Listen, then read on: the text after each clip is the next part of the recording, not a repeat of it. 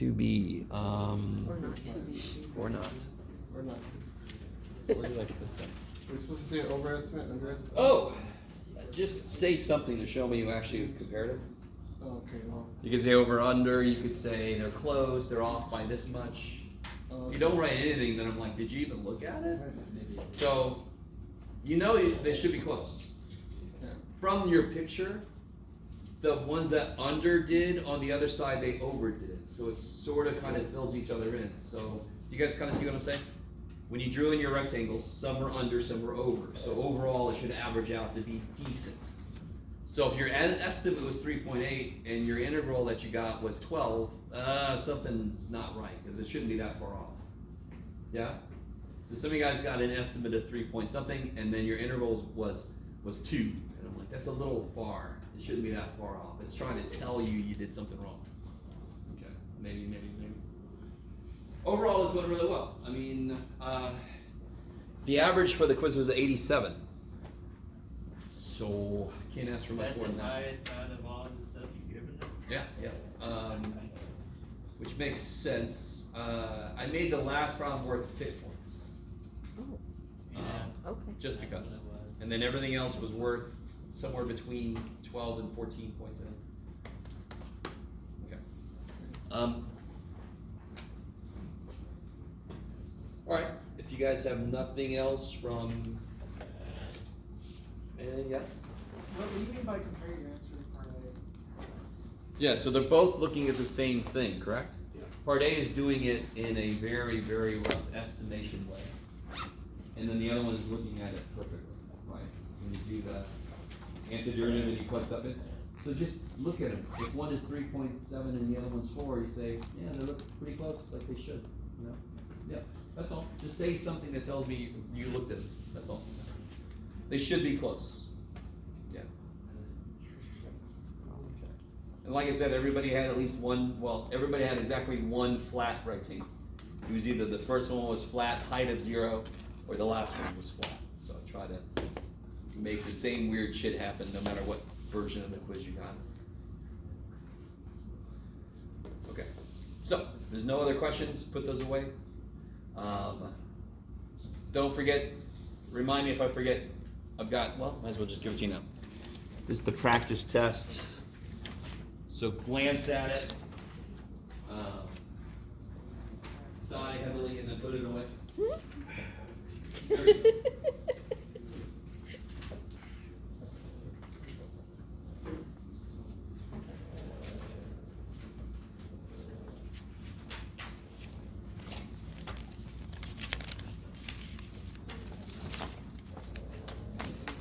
F-top. Like a radio show. Tune in to F-top.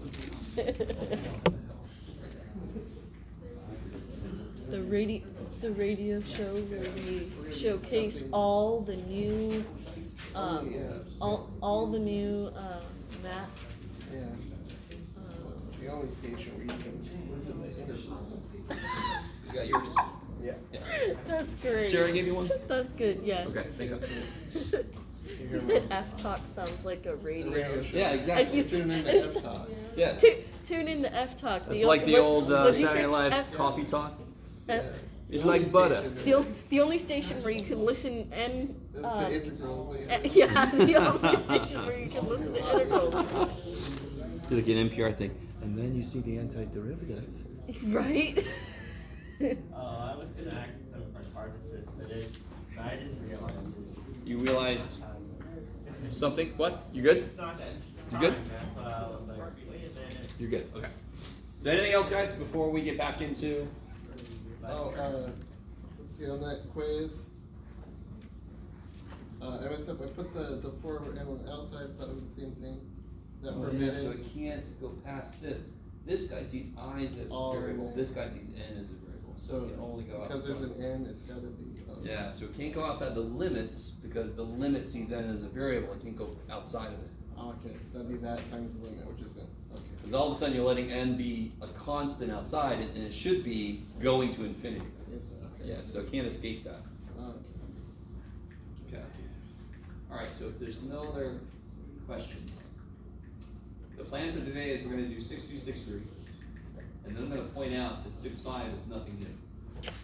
6.4 is not in our curriculum, so don't worry about 6.4. Not even extra credit. So if you wanna do something, it's totally for yourself. 6-1. 6.1 was finding the area between two curves. Yeah, so if you don't try them, you don't come with questions, what can I do? So if you gotta get into 6.1, you gotta try those out. We talked about that last time. Obviously, if anybody had questions, we can go over it, but if not, I'm gonna jump back in to where we left off.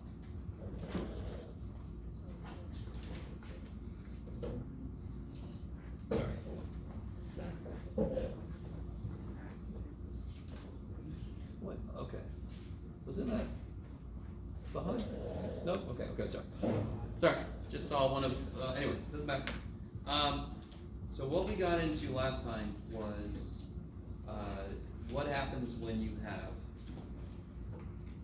a region. So let's say, and don't worry, I'm going to start with me doing some stuff, my horrible artistic skills, and then I'm going to go to some computer generated stuff. I just want to talk about concept before we go to the computer. So help me out. If I had this, and I want the region that has that as one wall, this as one wall, and this as one wall. Now, somebody help me out. Let's start with this. What the hell is y equals 0? The That's the x-axis, x-axis. right? On the x-axis, what's true about the y value? It's 0. So That's y 0. equals 0 is a definition of the x-axis. So one wall is the x-axis. The other wall is 4, x equals 4, and then the other wall is square root of x. So I want to see the region that those walls kind of wall off, that region. So what kind of makes sense? So the x-axis is sitting there. I've got that. That wall's there for me already. The integral of square root of x. No. 0. I'm not integrating anything. I'm just drawing the region. Yeah, I'm not doing any areas. I just want to draw the region. Yeah. Wouldn't it be x equals 0? No, x equals 0 would be the y-axis. That's vertical. So again, what's this point? Negative 1, 0, yes. What's this point? 0, 0. What's this point? 1, 0. What's true about every point on the x-axis? Every point on the x-axis looks like 1, 0, 2, 0, 3, 0. So what's true about every point on the x-axis? Y 0. So y equals 0. One thing you guys don't necessarily get to hear often is an equation is a description of points. X plus y equals 3 is every point where the coordinates had to be 3. 1, 2, 2, 1, 0, 3. You guys kind of with me? Y equals 0 is every point where that's true. Does this equation say anything about x? X can be whatever it wants to be as long as y is 0. And what is that? X-axis. X can be whatever it wants to be, but y must be 0. So what's another way to say y-axis? X equals 0. Okay, I like it. Now go waypoints. Thank you. Now, let's see if you guys are with me. If one wall is x equals 4 and the other wall is square root of x, I kind of want to know where those two meet.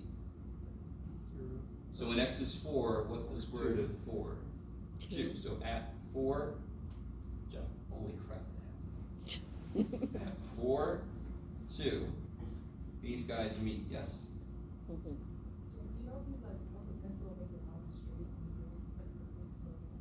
you draw your line, Yeah, you just pause hold for it a second straight. with your. Oh, okay. So then, Okay. no, it's fine. Don't make me do anything else with this thing. Square root of x is here, and then x equals 4 is there. All right. That's beautiful. See? Why would you want to mess with that? No. So here's square root of x, and there's x equals 4. Yes. So that's the region we're talking about. You guys with me?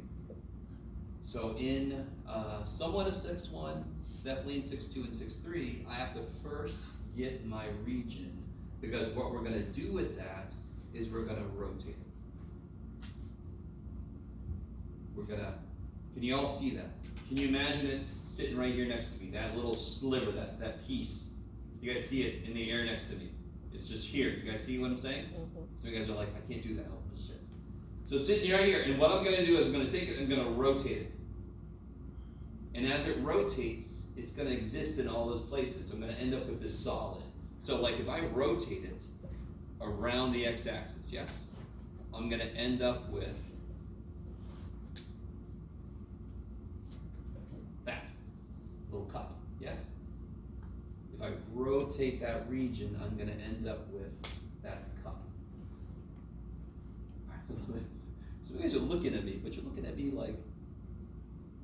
Alright. So you never. One thing I want you to really get is you never have to draw 3D to do these problems. If I was a student in here, I would say, thank the gods you don't have to draw 3D, Jeff, because holy shit, you can't. So let me undo. So is everybody with what's happening? So I'm gonna have a shape. And I'm going to, here's a shape, and I'm gonna rotate it, yes? As I rotate it though, it exists at every point, so it's gonna end up, this would end up being this little cylinder. Let me do the computer stuff. Some of you guys are still looking at me like, I still have hope you're gonna make sense. I could have loved it, but I didn't. By the way, this is something you guys can access. There it is. Okay, I'm gonna Google real quick. Okay. So if you do Calc 3D plot, I think is what it is. Yes. LibreText, this one. Okay. First off, look at that. Just look at that. Look at that.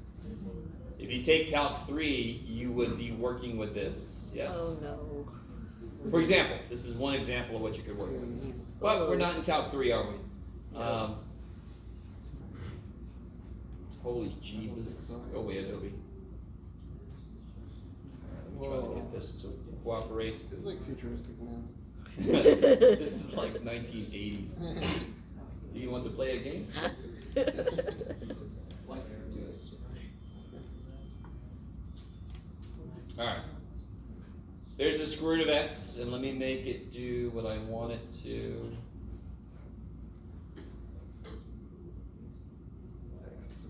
Why didn't you do it? Do it.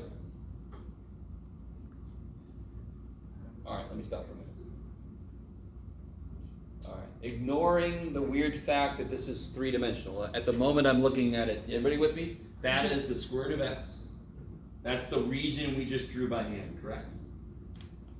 So everybody with me? What I'm gonna do is I'm gonna let the computer do this. I'm gonna ask it to rotate. So notice, we're not gonna suddenly start doing three-dimensional mathematics. That's Calc 3. If you go to Calc 3, you get to really work in 3D, and that's cool shit. So I'm teaching that next semester, very excited. What we're doing is gonna end up being three-dimensional, but what's really cool about this shit is the integral we're gonna set up is gonna be one-dimensional, but it's gonna represent a three-dimensional thing. What I'm trying to get you to understand is, I have introduced a z-axis, yes? If I ever plot x, y on the board or something, that's 2D, the z-axis would be here. Because we all live in the no, we live in 3D. So if I want to look at a point, I have to do x, y, z, yes? Okay, we're not going to suddenly do mathematics with z, okay? It's just there because I need that dimension to rotate into, yes? Okay. So, when I rotate this, that point right there, when I rotate this whole region, what's that point going to kind of trace out? Circle. Everybody with me? That point would trace out a circle, yes? This is kind of like what we got into at the end of last class. Any point I pick on the edge of that region, when I rotate it, it's going to make a circle. Does everybody agree? Doesn't matter how funky the region is, any specific point by itself is going to make a circle. Okay. So let me do this. I'm going to pick a specific point, and I'm going to do something that looks very familiar. Bam! Is that like infinite circles instead of infinite rectangles? counting the circles. Or, I don't know. Do it again, sorry. I said, is that like the same? We're just using a different shape than rectangles, but we're using similar, like the similar idea to find like the area. You know what I mean? We're counting up the shapes that are. Yes, good, I love it. So this should remind you of the Riemann sums, the rectangles, like was on the first problem of the quiz, yes? But this is just one possible rectangle, are you with me? How many rectangles are in there, or we're gonna let to be in there? Infinite rectangles, right? So they're gonna end up being how wide? Infinitesimally wide, dx is gonna be their width, are you with me? Okay, so, I just happened to pick that location. I can pick any location in there for my representative, yes? So here's the idea, you ready? So I'm gonna introduce the third dimension. Such a neat phrase to say to somebody. Holy crap. Is everybody getting sick? Sorry. This thing is so, okay, I just want, okay, there, you ready? Ready? Okay, sorry. So you guys are getting sick, I'm sorry. I'm gonna rotate that one piece. Okay, do you see it made a circle? That's remarkable. Can somebody tell me what the radius of that circle is? F of x. Pi squared. No, I didn't say the area of the circle. I said, what is the radius of the circle? Oh, from that point, yeah. Yeah, why is it this long? Because it goes from the center to the function, yes? Okay, so it always goes from the center to the function. We just happen to have a center that's at the bottom of our region. It's not always going to be that way. Okay. And it, just remind you guys, if I move the rectangle I chose, see how it gets smaller? Of course it does, because the height of the function is smaller if I move backwards until it goes to, oh no! It's here. All right. So basically what we're doing is we're going to take all these, now real quick, the surface of that is a circle. You with me? Mm-hmm. But doesn't it have a thickness? It's like a little coin.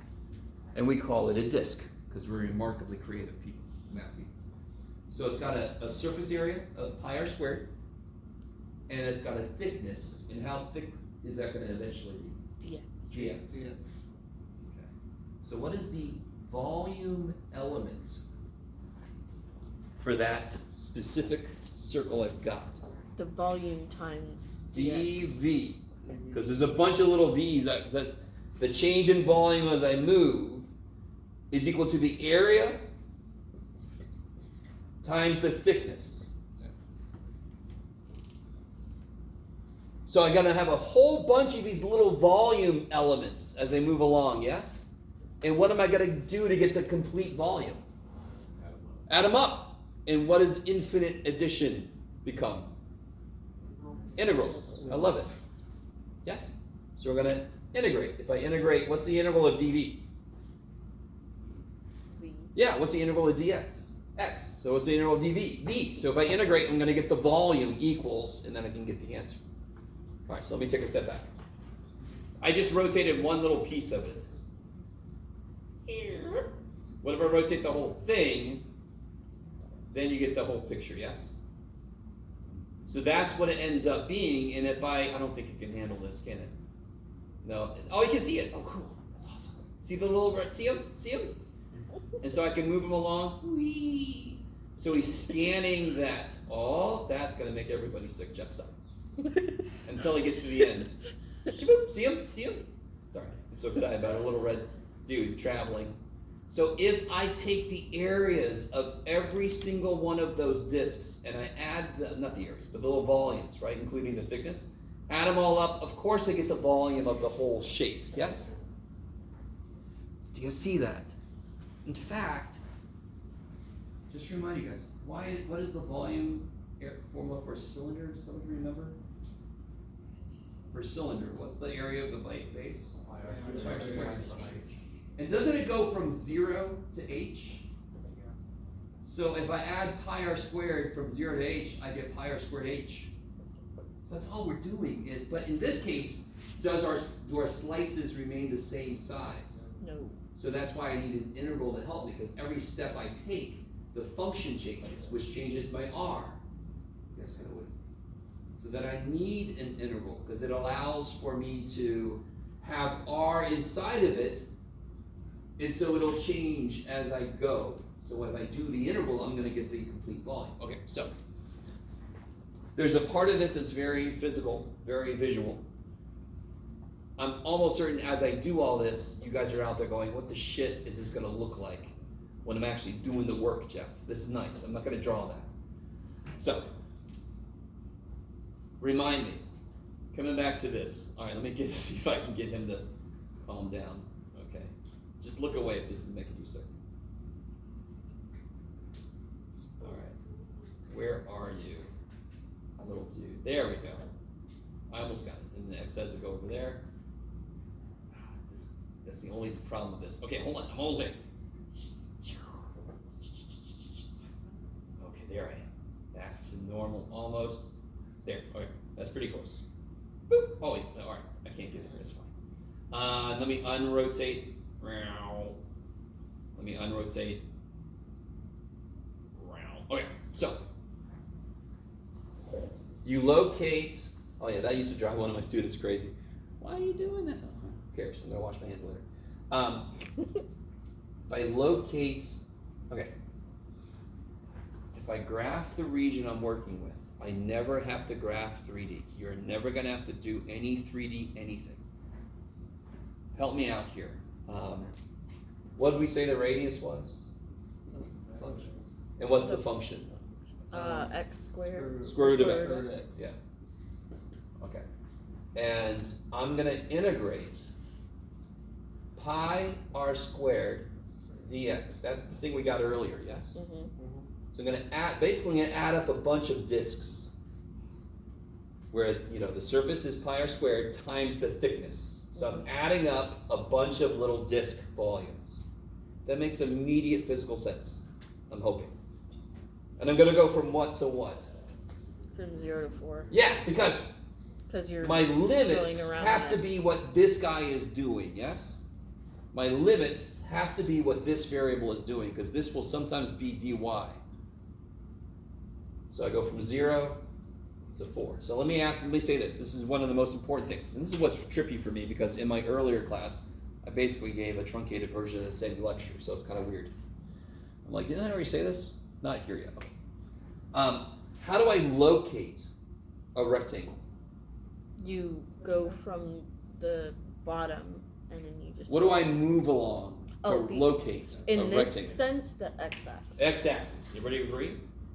So how do I locate a rectangle? I move along the x-axis. As I move along the x-axis, I see another new rectangle, yes? X times 1 dx.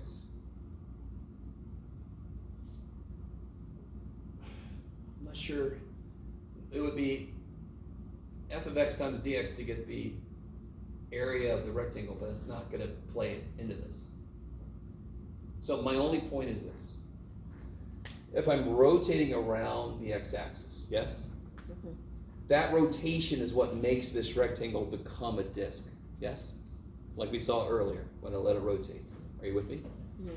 So when I'm doing disks, the axis I rotate around is what this has to be. Because that's how I find those rectangles to rotate. All right, so at the moment, that doesn't make the most sense. We haven't seen an example that we're going to do around the y-axis. Okay, so let's finish this up. What is r again, sorry?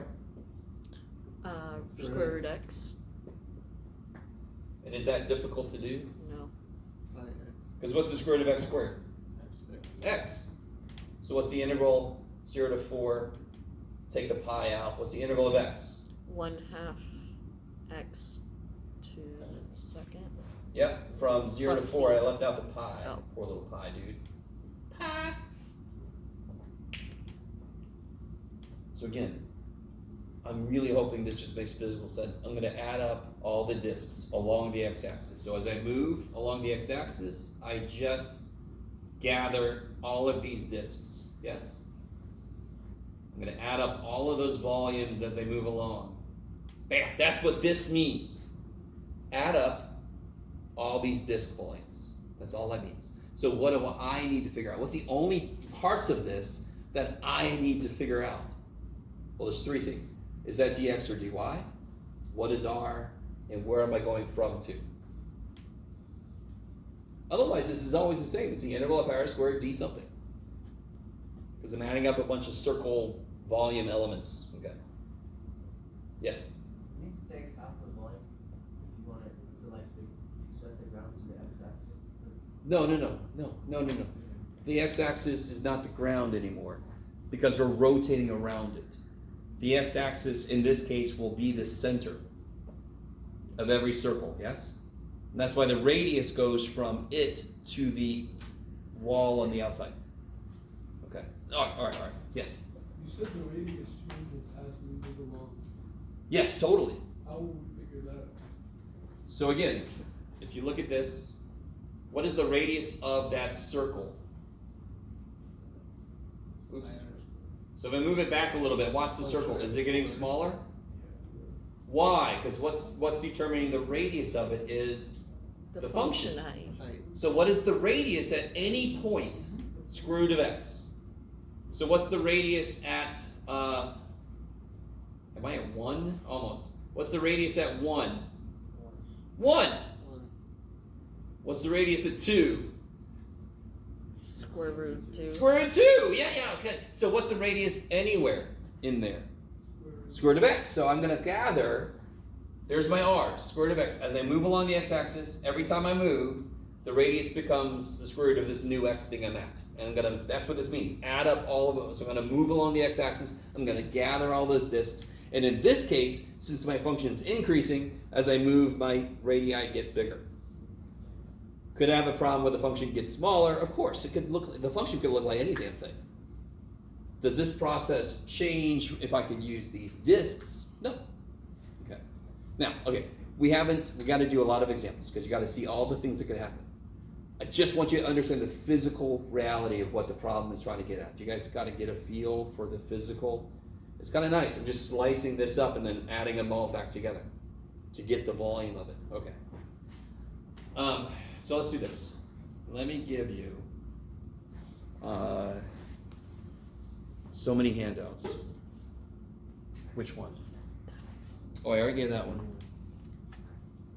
Isn't it that one? Bum, bum, bum. This is for later. Where's the one? Okay. All right. Good Oh. Lord. Is that the same one? For the moment, focus on the side that has got no colors. Maybe take a peek at the side that's very, very colorful, and then forget about it for a moment.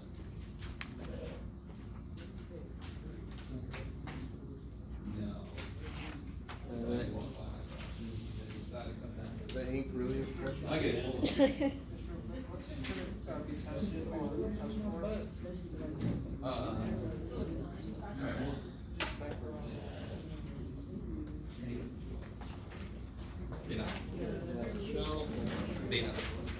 Are we gonna have to, are these formulas ones that we need to memorize? Or Yeah, are you oh, yeah. going to give Yeah, these yeah. to us? Yep. All right, so somebody just asked a good question. What is the next test covering? And that question's already been answered. It's section 4.8 up through 6.5. Yay, Jeff! That sounds great. Okay, here we go. Okay.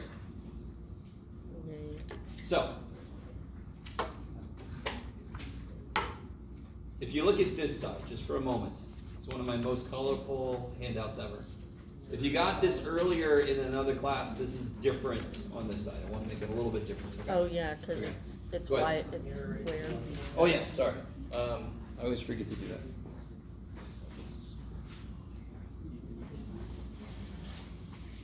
Oh my God. You need to retire, dude. Throw it away. Now I am high. Okay. Oh my gosh. So guys, just focus on this piece of this for a moment, right? This is another visualization of what I'm talking about. I have a region, a function, right, that I'm going to rotate. And there's the discs. Now I could have a region and I could rotate around the y-axis the same way, and then the discs would be like this, going up the y-axis. Are you with me? Then my interval would have to be dy. Okay. I like it. Don't worry about anything else on this yet. Okay. So, look here. I might graph one 3D thing, but I don't want to graph it right away. I want to show you, you don't have to do any 3D anything. The first thing you want to do is graph the region they're talking about.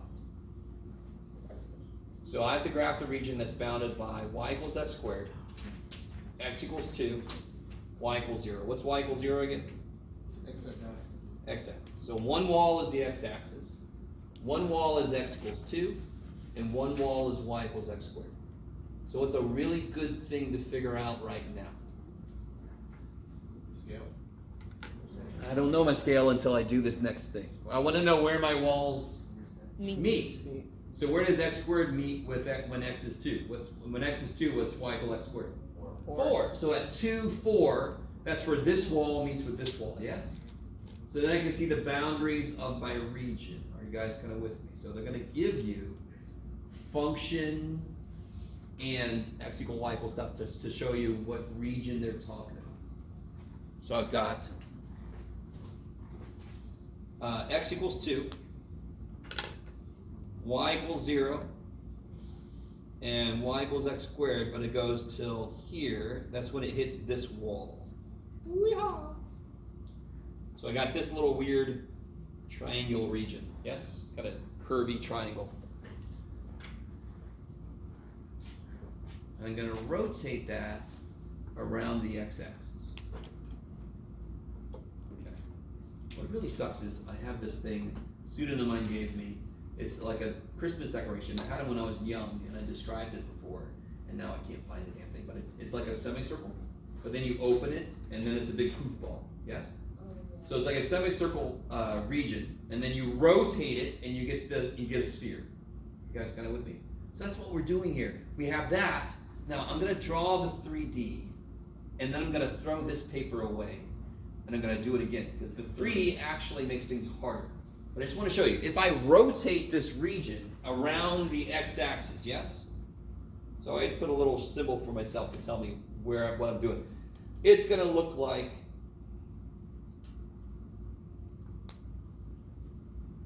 that, yes? It's going to look like this weird ass, if I turn it this way, it looks like a bird bath. Maybe I could put it on a stick and put it out in my backyard. Yes, maybe? I don't know, whatever you see. It's like a cloud. What do you see? All right. I saw a bird bath, huh? The drum symbols or whatever. Oh yeah, so, sure. Drum cymbals. I like it. Little bird playing the drums. Let's just smash them all up.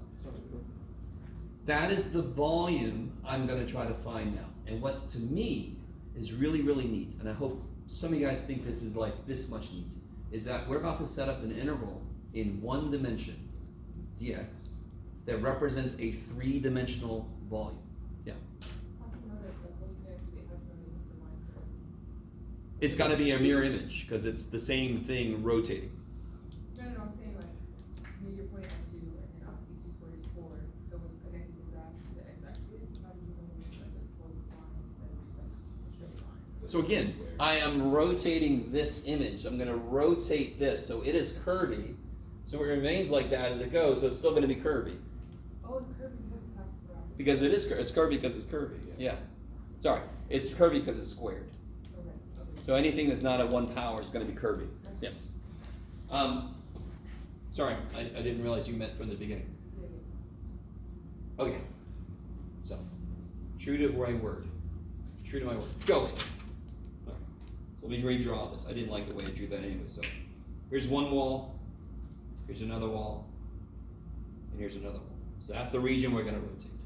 I do not need to ever graph 3D.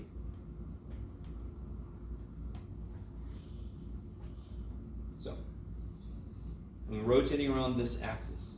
How do I always find the radius? If I gave you a circle, and I said graph the radius, draw the radius, where would you start to draw? Pick a point on You start in the center, you draw out, correct? If you do that, if you go to the center and you draw out, you got a radius, correct? So I need to find the radius of my circle. So if I start, where's my center? What's gonna be the center of all my circles? The axis of rotation, correct? Put your pen or pencil on the axis and draw out until you hit a wall. So pick any point you want to in the region on the x-axis and draw out until you hit a wall. How long is that arrow? F of X. F of x. So I picked some random x place, and if I draw out, that arrow goes up to f of x, and it starts at 0. F of x minus 0 is f of x. So the radius is f of x, which in this case was X squared. x squared. Okay, I like it. Stop for a moment. Will the radius always be f of x? No. We'll see an example very soon, yes. So, if you rotate it around x equals 2, for example, would we say that the radius is f of x plus? We'll get there. We'll get there. We'll get there. Okay. So are you with me so far? So again, if you needed to, you could take this little element and you can realize when you rotate it, it would make a little circle, correct? And that is the freaking radius of the circle because you started at the center and you went out to the edge. So now I've got everything I need. First off, integral d what? X. Because I'm rotating around the x-axis. So that's how I find my discs. So for the disk method, if I rotate around the x-axis, it's dx. If I rotate around the y-axis, it's dy. That's going to be huge. Huge! Pi, we pretty much, well, I'll leave pi here for the moment.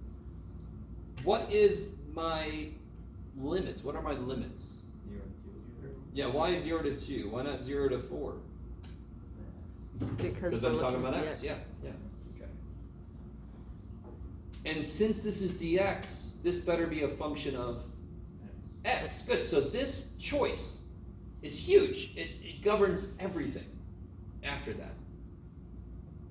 So of course, what is my f of x? X squared. And what do I have to do with it? Square. Square it. All right. So be really careful. I don't care what the function is. If it's the radius, you got to square it for these disks. Okay. I can take the pi out. What do I have in here? You end up with pi to. Please, dear God, don't try to integrate this. That's insane. Simplify first, yes. Now you integrate. 1/5 What makes if X to the sense. 5. fifth divided by 5 from 0 to 2. So when you plug a 2 in, what do you get? That's 1/32. 32 pi over 5. And then when you plug a 0 in, you get. So that is the volume. I didn't give units, so you don't have to put units cubed or whatever. That's silly. I didn't have to draw in a circle I did. I didn't have to draw any 3D at all. I want to help my students out who are like me that can't draw worth shit. You don't have to draw any 3D. Let me immediately do a problem like Louis just said. How do I always find the radius? Where do I start? And what's the center? Axis of rotation. So on this one, do you see how it's the same region? It's the exact same region, yes? Mm-hmm. That doesn't change, so I can just go ahead and graph that again. Same exact freaking region. But now, what am I rotating around? Y equals -2. What is that parallel to? Which axis is that parallel to? X-axis. X-axis. So anything that's parallel to the x-axis, for disk method, it'll be integral dx. Open part or gap. I'm going to rotate it. Weehaw. So let me ask you this question. This first one we did the region hug the axis of rotation? Yes. Yes. That is the technical name for it. No, it isn't, but I like it. The region hugged it. There's not going to be some hollow part. If I rotate this, it's right on the center. There's not going to be a hollow part. What happens here? You're gonna have a hole. You're with gonna the have a radius. hole. Yeah, so let me go back. Because you're all like, dear God, Jeff, don't even try to draw 3D shit. I'm like, all right, guys, Jesus. Let's get the same thing. What is it? -2. 0. And then it should change. There we go. And here we go. Let me see what it thinks about that. All right. Oh shit, this is too much showing. Go away, stop it. Go away. All right. So there's my, let me try to get all this in here. Did I put something in there wrong? Oh, it's 4. I don't want 4, I want 2. Sorry guys. There we go, much better, much better. I can zoom back in a little bit. All right. So you see the dotted line I put? That's gonna be the axis of rotation. Let me see, maybe I should zoom out just one time. Okay, there it is, yes? Mm-hmm. I can zoom in this way a little bit. Yeah, okay. I'm gonna rotate it now. Let's see what happens. Do you see how right down the center, there's a part that's been cut out? Yes? Call this a cookie cutter problem. So, when I say, if you ever install like a shower head or something, or work with hoses of any kind, don't you need a washer? So this is technically called washer, but it's just 2 freaking discs. Do you see a big ass disc? Do you see a big disc? Mm-hmm. And do you see a small disc in the middle somebody cut out? Yes. Okay, right? You guys see that? It's not a continuous disc. Somebody cut something out in the middle. So it's just 2 discs. So if I knew the area of my cookie dough was, I have no idea, 10, let's say 20 square inches cookie dough, and I cut out something that's 3 square inches, how much do I have left? 17, holy shit, or 7, 10 and, what did I say, I can't remember. You subtract the 2 areas, correct? So here, I'm gonna do the pi r squared thing for the outer radius minus the pi r squared thing for the inner radius. I'm gonna cut the inner one out. So washers are just discs. They're just 2 discs. One of them I have to subtract from the other one. So, coming back to our janky hand-drawn business, I'm gonna have 2 radii. I'm gonna have the inner radius and the outer radius. Where do I start to find either one? Start at the center, which is the X. axis, y equals -2, the axis of rotation, yes? You start there and draw until you hit a wall. And you're like, dude, I hit that wall a few weeks ago. Okay. Start at the axis, draw until you hit a wall. Did it hit a wall? Oh shit, I hit a wall. Okay.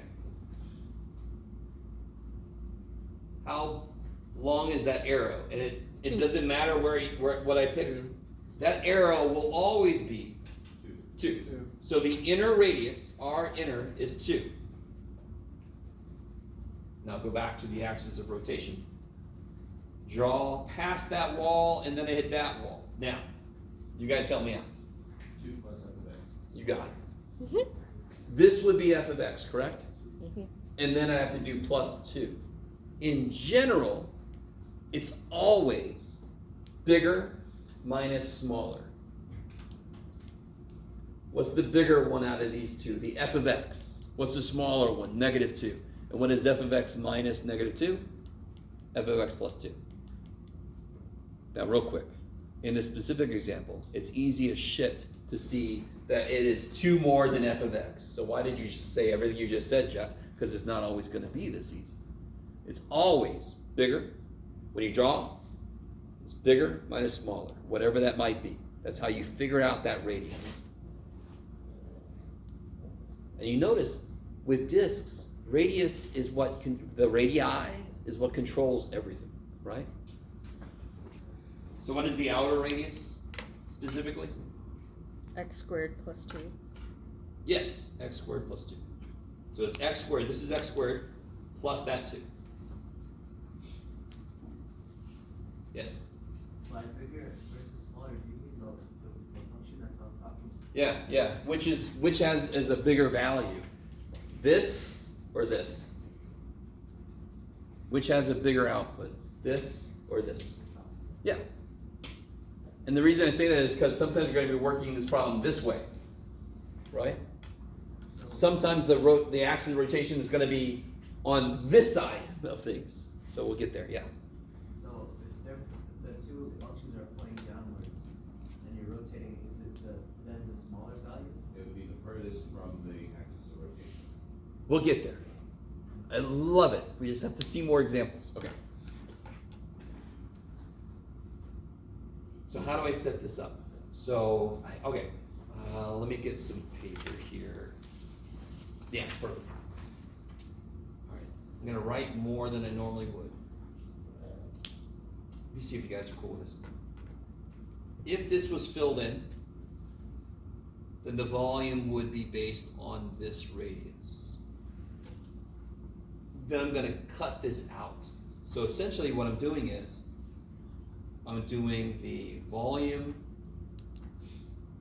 of the outer minus the volume of the inner. That's what I'm doing. So I'm gonna do a big area, right? The big disk, and I'm gonna subtract the inner one. So then I'm left with the outer edge, right? Okay, maybe. So what's a better way to write this is I could take the pi out and then I just have this as one big interval, yes? So this is disk method, this is washer method. They're not different, they're the same. This just has two disks, okay? So if I set that up for this, I've got pi, our outer is this bad boy, our inner is just 2, and what are my limits? 0 to 2. Yeah, my x's are still going from 0 to 2.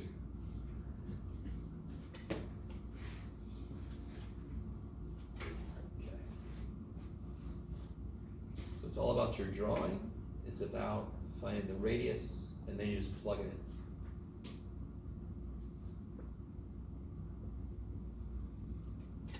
So this is just a little bit of busy work really. So if I FOIL this out, I get this, is that cool? These cancel.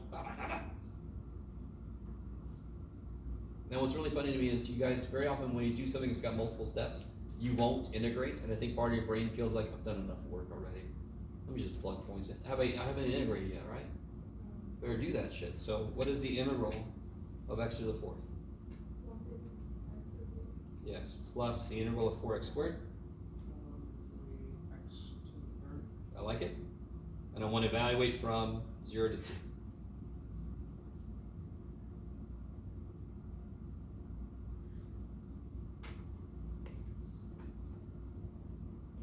Now, I'm going to ask you a question, and I mean in terms of within the last however long we've been in here.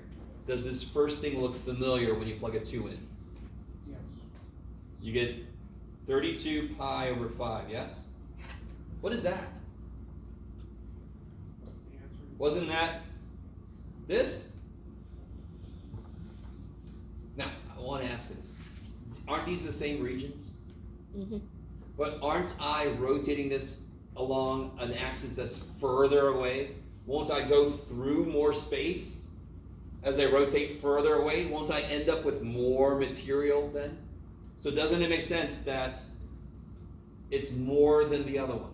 It's this one plus this. 2 cubed is 8 times 4 is 32, so I get 32 pi over 3.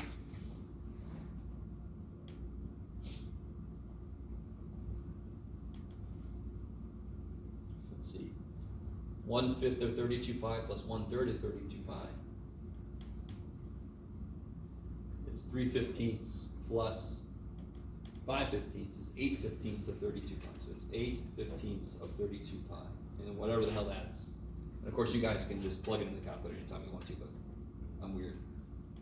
Do we need an exact answer, or can we still leave it high? It depends on if the problem.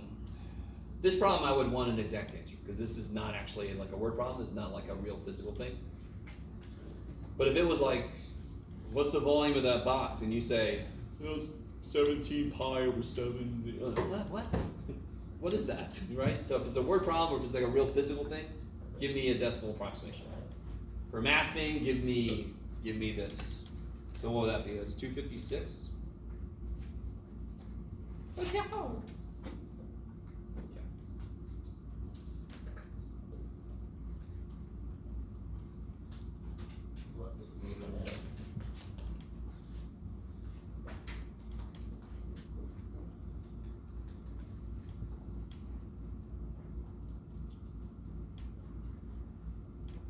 So,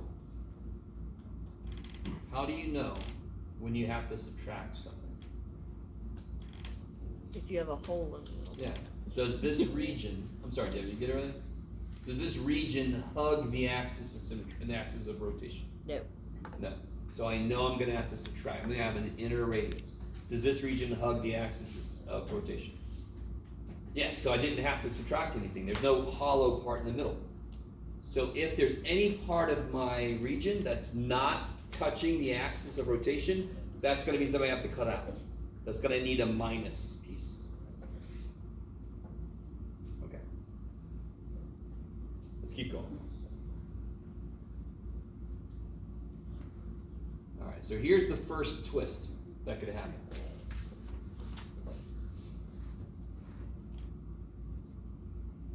So my region is fully defined, but it looks a little weird. So I have one wall is x squared, and one wall is 2x. I just need two walls. Why do I just need two walls? What am I always curious about to find the region that's captured? I find where those two meet. So take a moment to figure out where those two meet. Algebraically, graph that shit.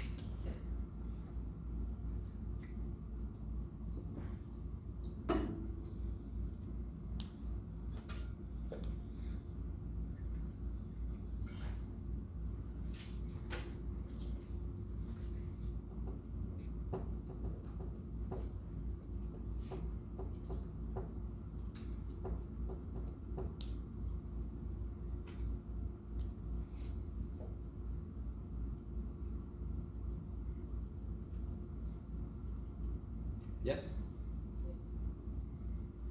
So at zero, what are they? No, zero. Zero. And at 2, what are they?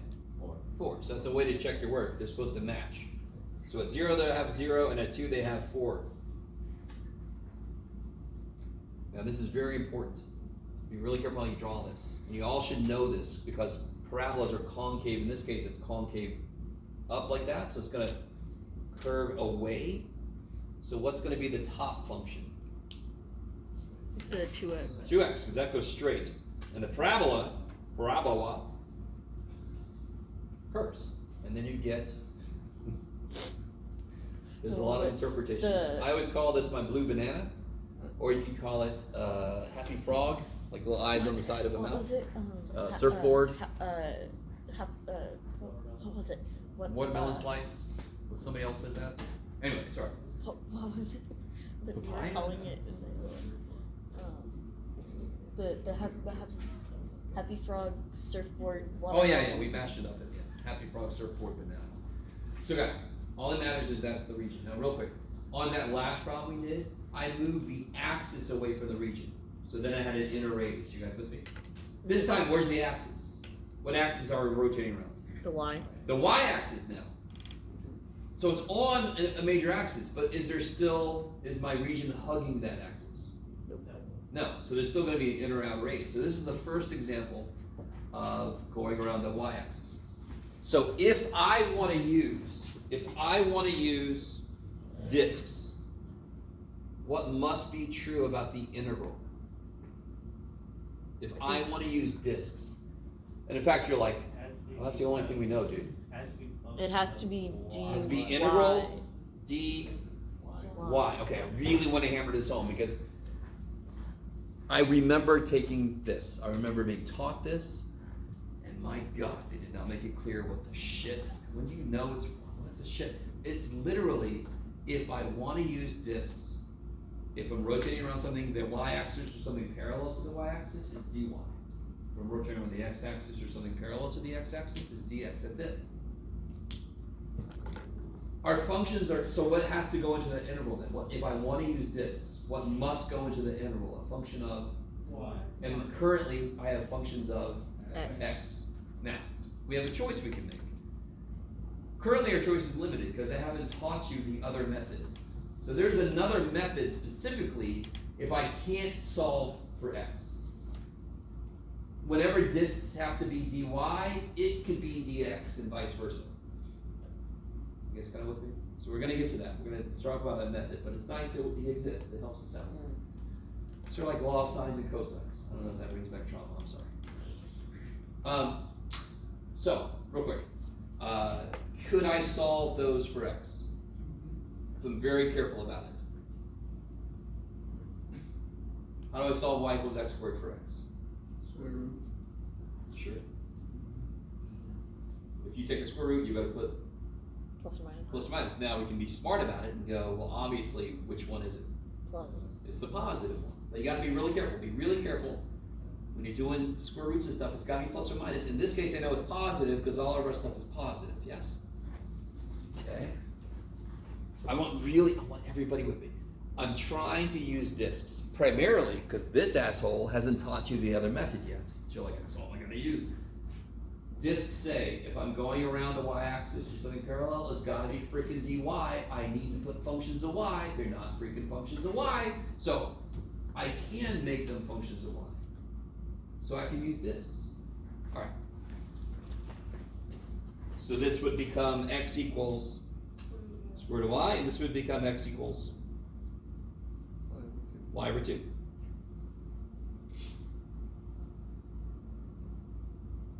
So, how do I figure out my inner radius? In fact, let's do this. Let's do this right now because I'll be better than I was earlier.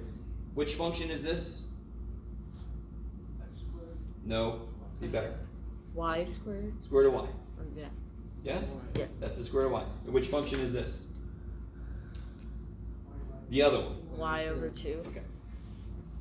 I want to figure out my radii now, right? Where do I start? The Where do I start to center. draw? The The center, which is the axis. And then I'm going to draw until I hit a wall. So now all my disks would be around the y-axis, correct? Mm-hmm. So I'm going to move along the y-axis. So now I'm going to start at the y-axis and go out. So what is the first wall I hit if I do that? The y over 2. So that is my inner radius. Everybody should get in touch with their inner radius. I really want you to, do you see how I've shifted everything to y? Who gives a shit? All the work's the same. It's just dy now, and it's gotta be in terms of y, but I start at the center and go out. Now what's the outer radius gonna be? plus. No, the inner radius is y over 2, right? That's the first thing I hit. If I go and past that, what do I hit now? Square That's root. the outer radius.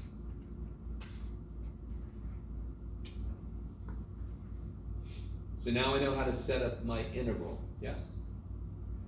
So it'll be pi r outer squared minus r inner squared. What's the only thing missing on my integral? Your Bounds. Bounds. yeah. So what should I put here?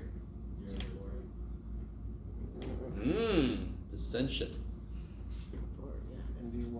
The limits have to talk 0 about to what 4. this variable is doing. What is this variable doing? 0 to 4. It's 0 to 4. So as I move across the region, y is going from 0 to 4. You guys with me? Mhm. That's why this step, figuring out which thing you want here, is going to eventually tell you which method you want to use. But then it also tells you how the limit's set up. It tells you what this has got to be a function of. That's why this is one of the first steps we do is it dy or is it dx? And now I can just attack the integral, yeah? Well, first off, I simplify some stuff. Square root of y squared is y, that's awesome. And then y over 2 squared is y squared over 4. And then the integral is pretty simple. I left my little dudes out. You guys all with me?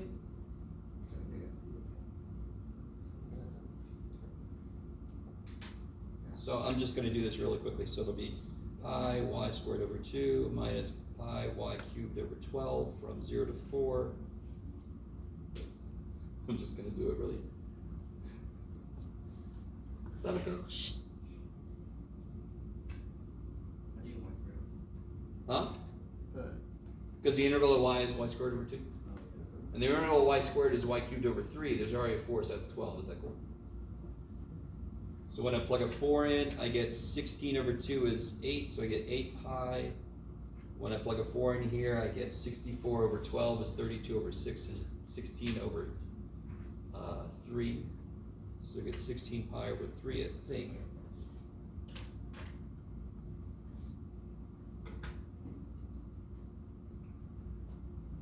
One 8 pi minus 2/3 of 8 pi is 1/3 of 8 pi. Ha ha ha. Sorry. Or you just get LCD, doesn't matter. And again, guys, real quick, I almost didn't even do this. You all could do this, yes? You all desperately have to be able to do this integral. That should be the easy part of all this. Okay. So I see everybody getting all concerned about what I've written down here. Be happy I wrote anything. I wasn't going to do that. So you should get 8 pi over 3. And let me say this before I forget. Don't just automatically discount this dude if it's 0. This is a polynomial, so it's a polynomial, no constants is more important. So when I plug a 0 in 0, but if I had e to the y, what's e to the 0? 1. So you got to be really careful. Don't just assume 0 leads to 0. In this case, it does. Okay. That should be the easy step. Setting this shit up is the hard step. So let's look at this one, and then we'll take a break. What time is it? Wait, Oh, good. what was the last thing you wrote? 8? 8 pi over 3. Yeah. I don't blame you. There should be a whole class about. Oh my God, Jeff, you made it worse. Reading Jeff E's. Okay. Yes. Jeff and E's, yes. So guys, take a moment. Well, this is a little evil for me to throw this at you. Let's see. This is very different, yes? Mm-hmm. Y equals x squared is this, yes? What's x equals y squared? Yes. It's like this. I'm trying to think from your perspective. Yes? So what's x equal negative y squared? By the way. Yes. You guys all with me? Okay. But again, I've got 2 walls. What's the first thing you should do to figure out how to draw it? Find out where those 2 walls there's meet. Do that first. You need to know where they meet so you know what's been captured, what region has been captured.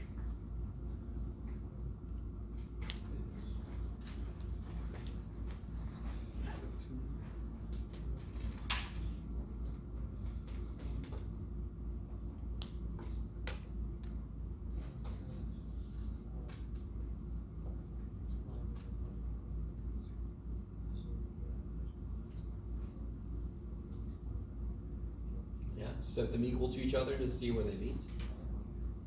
I would add y squared over, and then you can just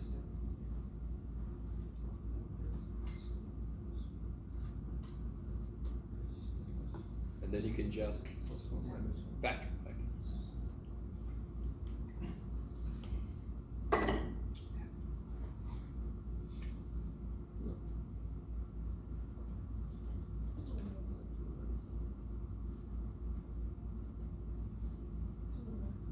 Y minus 2, y plus 1, so you get y equals 2, y equals negative 1. Yes?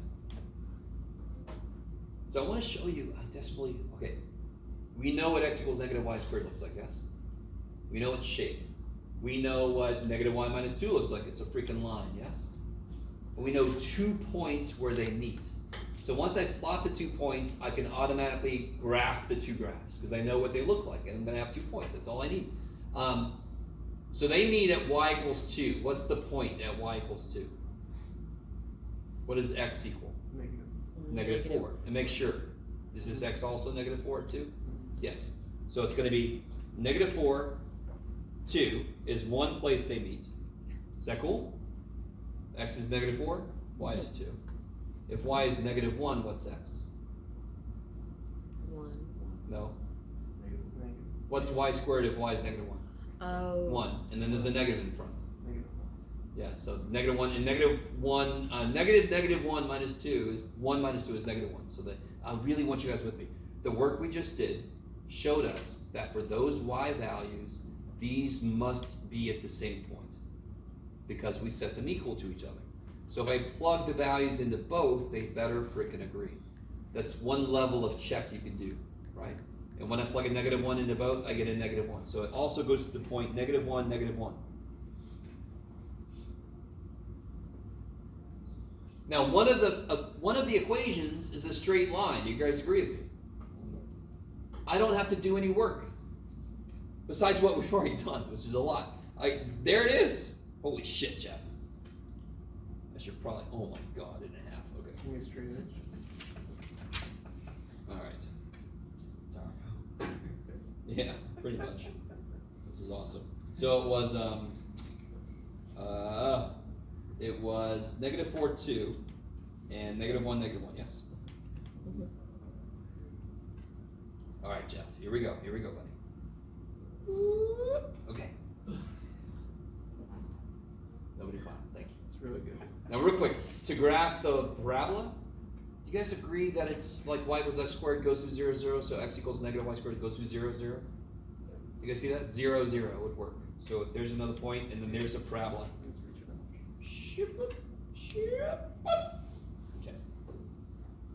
So you guys can argue about what that shape represents if you want to. Not now, we don't have time. What am I rotating that around? Y. X 2. equals 2. X equals 2, yes. Jeff went insane for this problem. I have done all the weirdness. This is all the weirdness. It's X in terms of Y. Now, real quick, if I want to use disks, I need the integral d what? dy. In this case, will disks work? Oh, I see what you mean. Again, all right. When I say disks, that includes washers from now on, right? Because washers is just 2 disks. So the main thing I have is disks versus the other method. I'll tell you what it's called. It's called shells. We haven't talked about that yet. Not seashells, but cylindrical shells. So we haven't talked about it. So how do I tell I want to use disks here? Because to use disks, what must be true? I'd have the integral dy. Is that cool? How do I know that? No. Because what I'm rotating around is parallel to the y-axis, so it's dy. If what I'm rotating around is parallel to the x-axis, it's dx. So if I want you to really get this, and I wish I would have changed this because I changed it for the other one, but too bad for me. If my equations had been this, and even then you could still do it. They're still not gross enough. But if I had like this, if I had these equations, and I was rotating around what x equals 2, wouldn't I need integral dy? Do you want to solve this for x? Do you guys even know that you can? Just not easily. And you get really gross shit. Okay. So that's motivation for another method to work. Now, the way I've got this set up, I really want you with me. If I want to use disks, which I do, because that's the only thing we know, it's got to be integral dy. Are my functions in terms of y? Yes, good. So then it'll work. All right, I like it. So I was just trying to show you the reason another method could exist is to help me if I couldn't solve for x or something, right? Couldn't get a function of y. I need another method. Okay. So now, the main thing I want about this problem is to just show you the weirdness that could happen to the radius. Where do you always start to figure out your inner and outer radius? Because you guys already identified this is going to be washers. Because my region definitely doesn't hug my axis of rotation, yes? Where do I start to figure out my radius? Okay, I start at the axis of rotation, x equals 2. And then I draw until I hit a wall, yes? Mm-hmm. Okay. So what's the wall I hit first? In fact, I should have been better, but too bad. We can pretty much tell what's what. Negative y squared. Yeah, so this is negative y squared. Now do you see what I mean about big minus small? In this arrow, what side of it is bigger? X equals y negative y squared, or x equals 2? Tell me this. Is this number bigger or is this number bigger? Is this number, is A bigger or is B bigger? A is bigger. You gotta sit down for a minute. Alright. A is bigger. So bigger just means to the right, yes? So big, I really want this to make sense. How long is that arrow? You're not gonna do f of x minus 2 or f of x plus 2 or something. You're gonna do 2 minus f of x. Big minus small. So that will take you through any weirdness that could happen with where the region is and where the axis is. It's always just, you draw from there to there and you go big 2 minus small, negative y squared. So 2 minus negative y squared, that's my inner radius. Do you guys see that? For very specific. That's 0, yes? 2 minus 0 is 2, and that is definitely 2. Right there. What's the x value? -4. Negative 4. So 2 minus negative 4 is 6. Please. Okay. So in general, for any point in that region, how big is this going to be? It's going to be Y. 2 minus negative y squared, so 2 plus y squared. Yes? How would you know, how to, like, if you needed to do like y squared plus 2, or in this case, Well, 2 plus y squared? It's the same thing. Y squared plus 2 is the same as 2 plus y squared. Well, no, but like the other examples, the constant was after what was with the variable. Exactly. What side of our region is the axis on? Didn't that change sides? Isn't the axis on the other side of our region than any of the other problems we've done? So it is bigger, so it comes first. This 2 minus this, yes? Okay. So what's the outer radius going to be? Negative y. So the outer radius, 2. let's see, where can I put this? I got nowhere. This outer radius is going to be 2 minus, what's this? The Negative 1 minus negative Negative y y minus minus 2. 2. So what do you get for the outer radius then?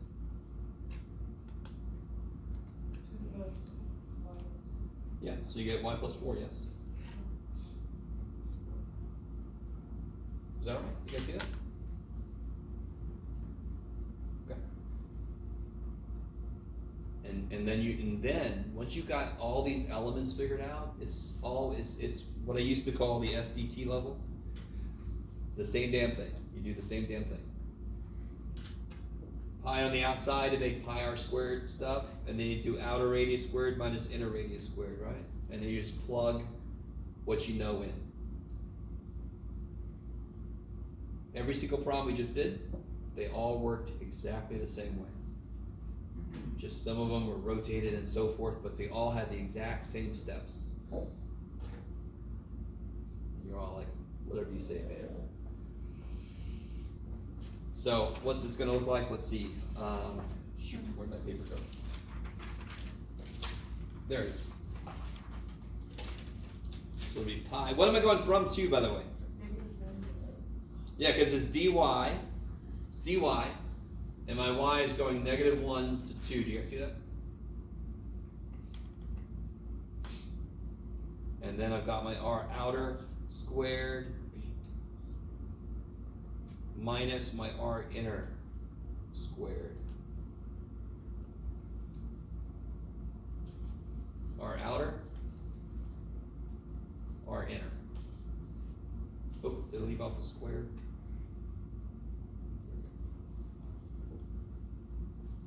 And then I just FOIL, simplify. Right now is the easy step. Does everybody agree with me? That is the easy step. Once you get to this step, you're like, thank the gods. Now I just have to FOIL and add and integrate, who cares? Alright, let's take a break, come back at 5 after, take a little 10-minute break. Then we'll talk about the other method, finally. No, it's not. I suggested you're just like, okay, well, I did say 5 after, right? yeah, you did. Alright, Hold on. Hold on. so. Oh, did we finish that last one? Yeah, we did, yes, okay. So, on the other side of this sheet, you have this region here. Right, and I'm rotating around the y-axis. Now take a moment and try to set it up using the only method we currently know.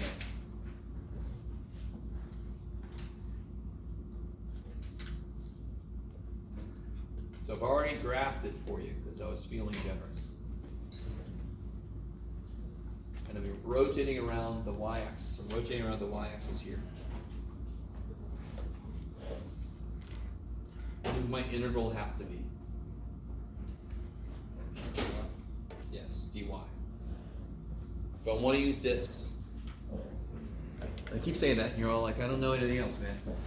So, what does that mean? It's got to be true about my functions. Function of what? And they're currently function of x. So try to see if this will work. And then we'll talk about the other method, and then we'll try to do the same problem with the other method, and it better come up with the same damn answer, or else we could all just leave. I love when I say that, some people, a little flag goes on there. You're saying there's a chance. No, there's no chance. No chance.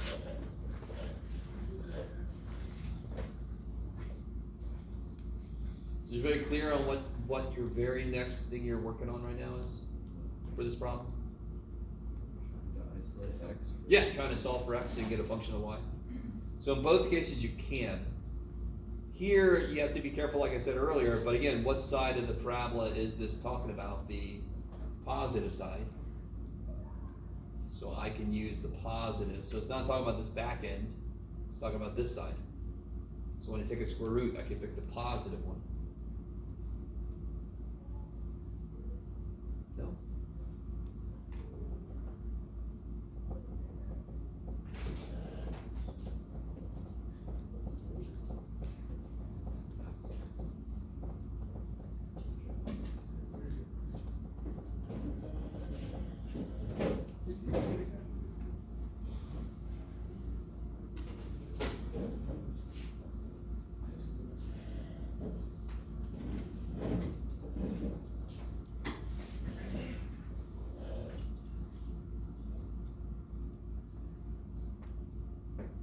So I get that for that dude.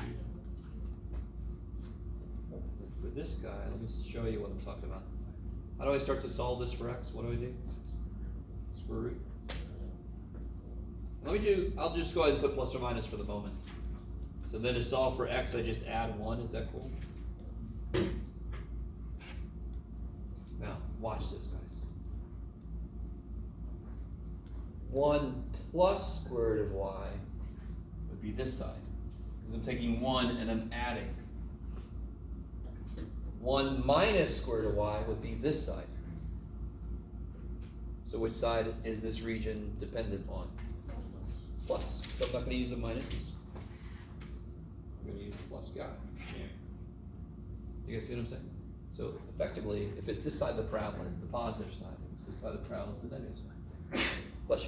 So when we do a square root, we have to put plus or minus, but in this case, I'm specifically talking about 1/2 of it, or one piece of 1/2, and that's the positive, the plus side. So now we have functions of y, correct? We're rotating around which axis? I have to share this with you real quick. I was about to work on this one, sitting here. Okay, sorry. There's better. So now can I start to set this dude up? What are the limits gonna be? What's going from 1 to 2? Which variable is going from 1 to 2? X's. And I got, Y. yeah, So it's so what's Y doing? 0 0 to 1. to 1. You guys with me?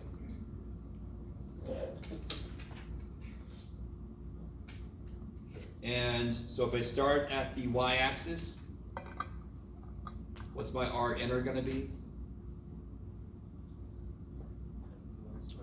Y. Yeah, good. Y squared plus 1.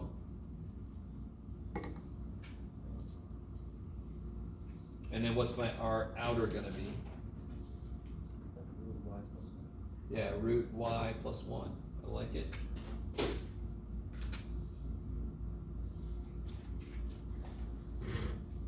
Alright, real quick. And kind of, if anybody, well, shit. Can you guys do that? Yes, yes, sir. Is it outer minus inner? Yeah, it's R outer minus inner. Did I put those backwards? Of course I did. So see, our outer, this is because I was skipping stuff. Our outer is this guy. Yeah. The neat thing is, if you ever get those turned around, your answer just comes out to be the negative of the answer. Oops.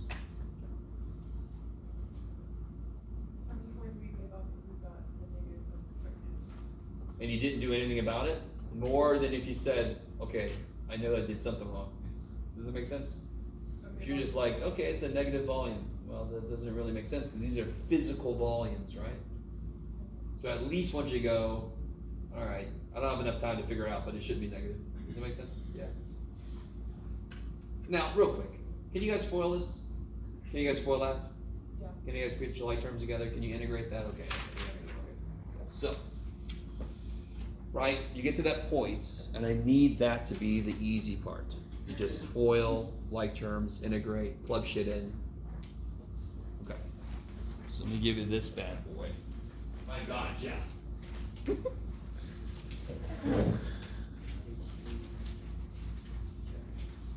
have about 5 more handouts today.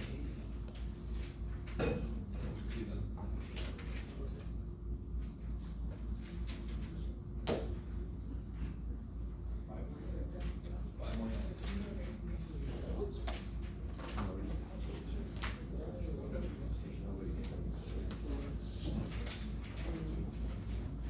There's a, Bobby had to leave and he only gave him one more handout, which was this one. So, but if you want a teacher that gives you examples and lots of handouts, then Yeah. Jeff is the. If there's anybody who's more than me, I want to meet them. All right. My goal with giving you all these handouts is that you have them sitting next to you as you do your homework because they're examples of the steps to take. So, do me a favor. Try to set this problem up using disks. I know it's a gross function. I don't care. You don't care either because I'm not going to make you do the problem. Yeah? Because you're not going to be able to. You can see what I say right there. Give up on disks, but I want you to see why. So try to get that started. When you hit a wall, just stop, and then I want you to be able to tell me what it is you can't do. So many things, Jeff. Oh, come on. Don't say that about yourself.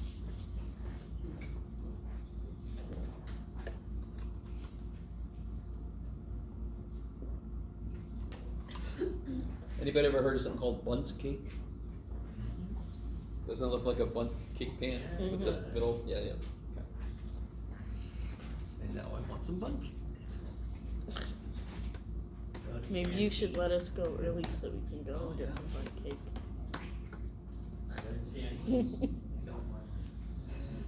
Care about you that much.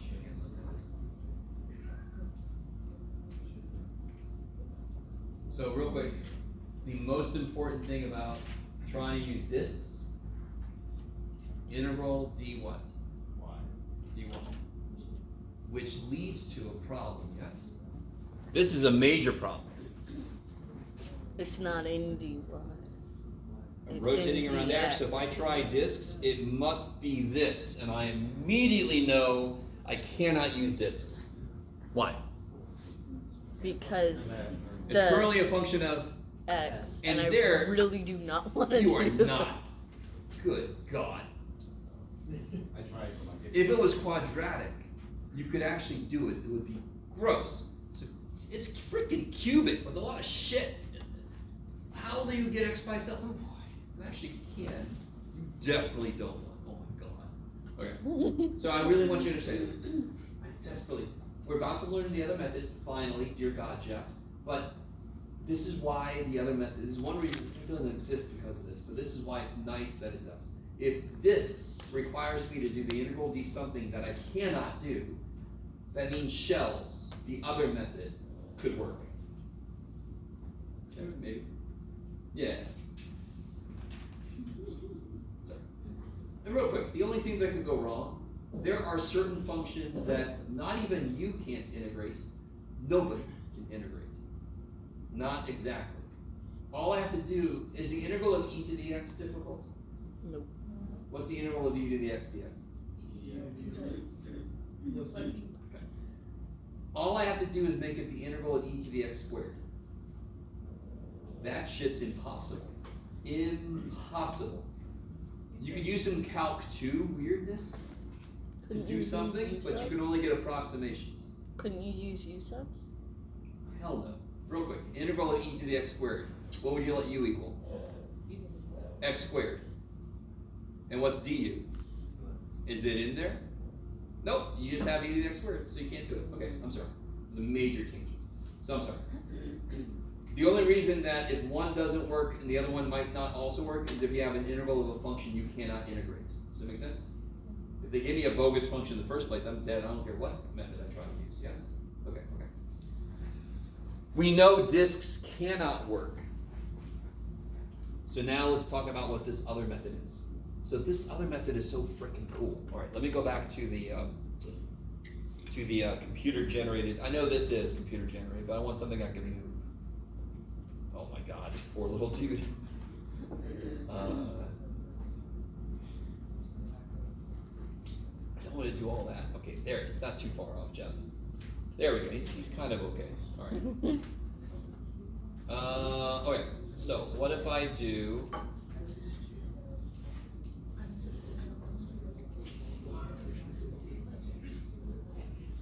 Oops. Yeah, that'll work.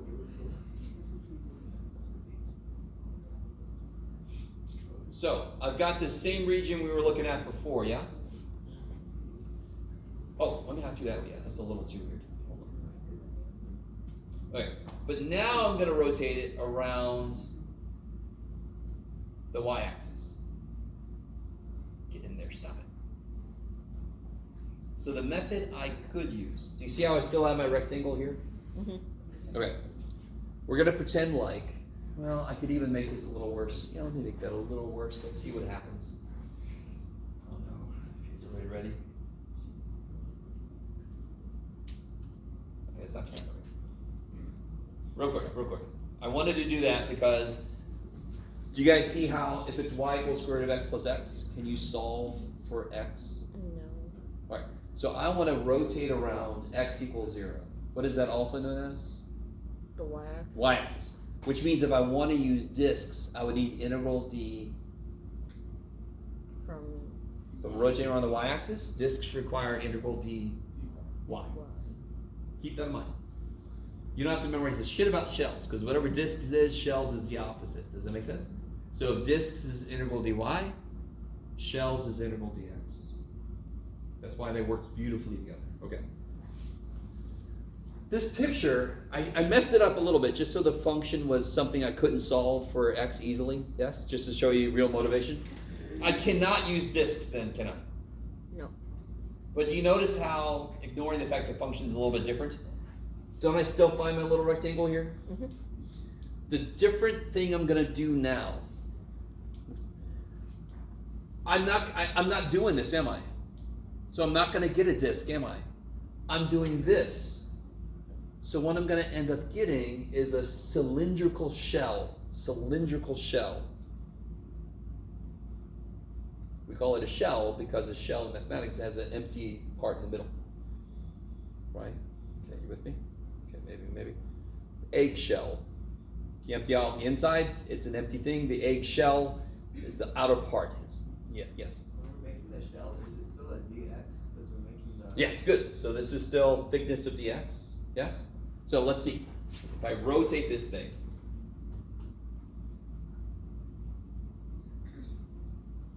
in fact, let's look at it from above.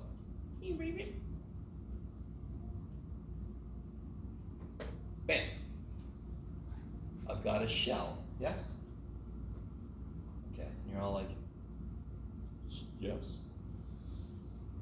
The shell has a thickness, and the way just told me, it's dx, right? In this case, it's dx, because my little rectangle is on the x-axis. So notice, when I'm using discs, okay, I really want this to make sense. If I was gonna rotate this region around the x-axis, don't I locate my rectangle on the x-axis? Yes? Mhm. There it is, sitting on the x-axis, correct? So I locate, when I'm using discs, I locate the thing I'm gonna rotate on the axis around which I'm rotating, right? Or parallel to what I'm rotating. Are you guys kinda with me? So when I'm rotating around the x-axis, I find the disc I'm gonna create along that axis. If I'm using shells, the reason that shells is more flexible in a way is I'm gonna find my rectangle along the axis that is perpendicular to the one I'm rotating around. So if I'm rotating around the y-axis, I'm gonna find my rectangle on the x-axis, which means if I'm rotating around the y-axis, I can use integral dx. Yes? If I'm using discs, it has to be dy. If I'm using shells, it's dx. And that's why if one doesn't work, the other one has a good shot. Okay, maybe. So instead of using this and then rotating it and making a disc, I use this and rotate around here, making a shell. So let's talk about frickin' cylindrical shells for a second, right? Do you guys remember your cylindrical shell geometry? No. Good. Not good, but still, it would be weird if you did, to be honest. Poor little iPad, too bad. Sit there and just look nice. Okay. So help me out. If I had a shell, so this is like hollow inside, it's like a tube, yes? Think of it like, okay, soup cans. Back in the day, soup cans still exist.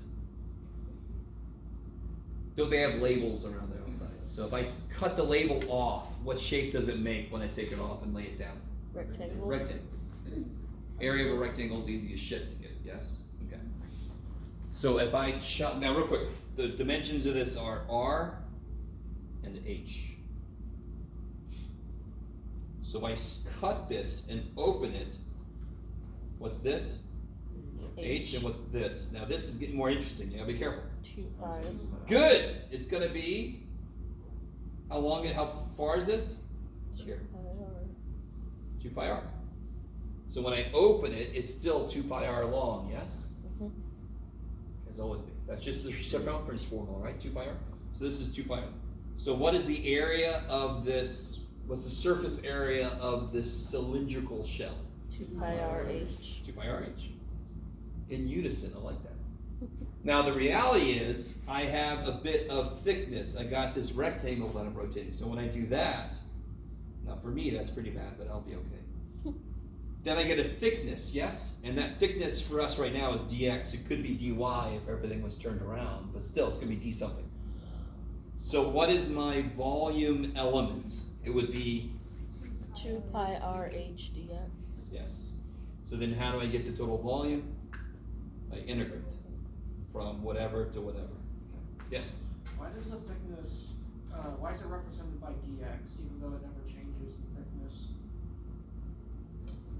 Because okay, so what's going on in the background that I can actually show you on here, let me do this real quick because I think this is what you're talking about.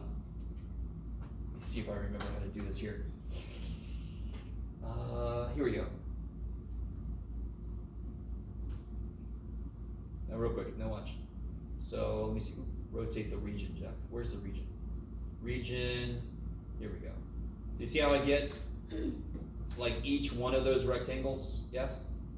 Real quick, you guys kind of with me? Instead of just using that one red rectangle, I'm gonna break it up like we do. I'm gonna use 4 rectangles. How do I make this better to get the volume? Because that, do you see how it's going over the edge? Increase. So if I increase the number of rectangles,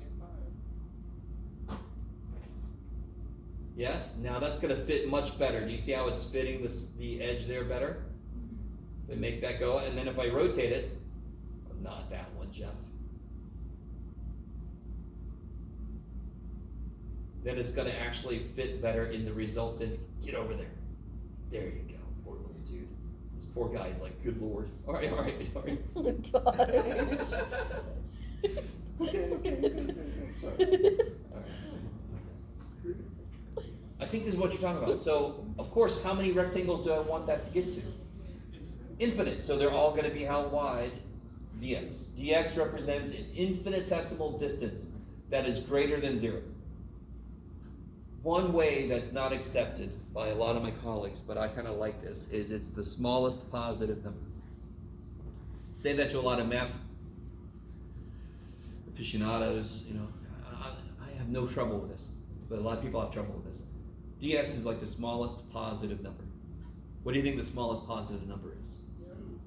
0 is not positive, so it can't be the smallest positive number. Infinite. 1/2 is smaller than 1. Do you see what I mean? Smallest positive number. Anything you think it is, I can cut it in half. Do you guys see what I'm saying? So it's like the opposite of infinity. Are you with me?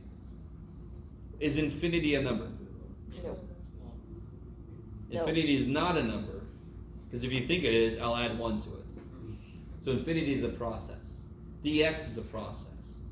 It's like saying 1 divided by infinity, in a way, right?